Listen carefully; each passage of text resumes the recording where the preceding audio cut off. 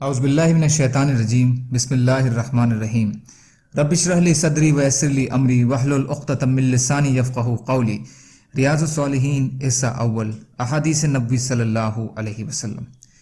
حضرت ابو قتادہ رضی اللہ تعالی عنہ سے روایت ہے کہ نبی اکرم صلی اللہ علیہ وسلم نے فرمایا، نیک خواب، اور ایک روایت میں ہے کہ اچھا خواب اللہ کی طرف سے ہے اور برا خواب شیطان کی طرف سے۔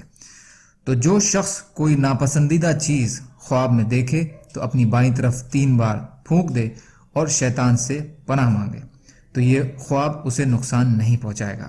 بخاری و مسلم۔ فائدہ: رؤیا اور حلم دونوں کے معنی خواب کے ہیں، لیکن شریعت میں رؤیا عموماً اچھے خواب اور حلم برے خواب کے لیے استعمال کیا جاتا ہے۔ برا خواب دیکھنے سے انسان کو جو ذہنی پریشانی ہوتی ہے اس میں اس کا حل بتلایا گیا ہے۔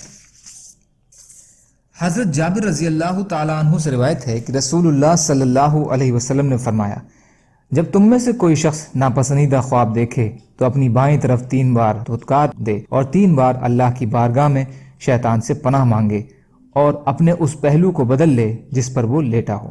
مسلم شریف۔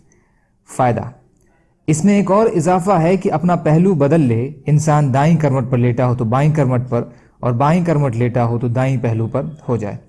یہ صرف اس لیے کیا گیا ہے کہ برا خواب اللہ کے حکم سے اچھے خواب میں تبدیل ہو جائے۔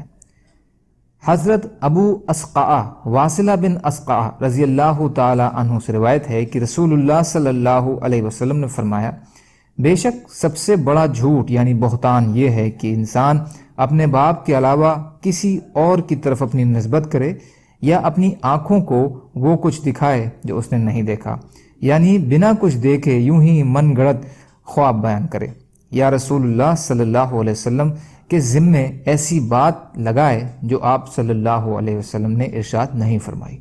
بخاری شریف۔ فائدہ: باپ کو چھوڑ کر کسی اور کی طرف اپنی نسبت کرنا بڑا گناہ ہے، اس لیے کہ اس میں نسب کی بربادی اور ملاوٹ ہے جس سے بہت سی خرابیاں پیدا ہوتی ہیں۔ اسی طرح جھوٹا خواب بیان کرنا بھی بڑا گناہ ہے، اس میں آدمی اللہ پر جھوٹ باندھتا ہے کہ مجھے اللہ نے اس طرح دکھایا، حالانکہ اللہ نے اسے نہیں دکھلایا ہوتا۔ اسی طرح نبی اکرم صلی اللہ علیہ وسلم کی طرف جھوٹی حدیثوں کی نسبت کرنا بھی بہت بڑا گناہ ہے، کیونکہ اس سے لوگوں میں گمراہی پھیلتی یا آپ صلی اللہ علیہ وسلم کی شخصیت داغدار ہوتی ہے، اور یہ دونوں ہی بڑے گھنونے جرم ہیں۔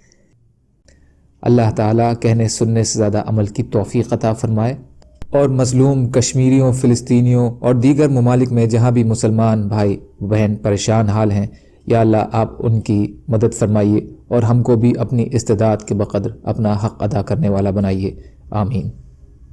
سبحان اللہ و بحمدہ، سبحانک اللہم بحمدک، اشہد ان لا الہ الا انت، استغفرک و اتوب الیک۔ سبحان ربک رب العزت عما یصفون، وسلام علی المرسلین، والحمد للہ رب العالمین، برحمتک یا ارحم الراحمین۔ لا الہ الا اللہ محمد رسول اللہ۔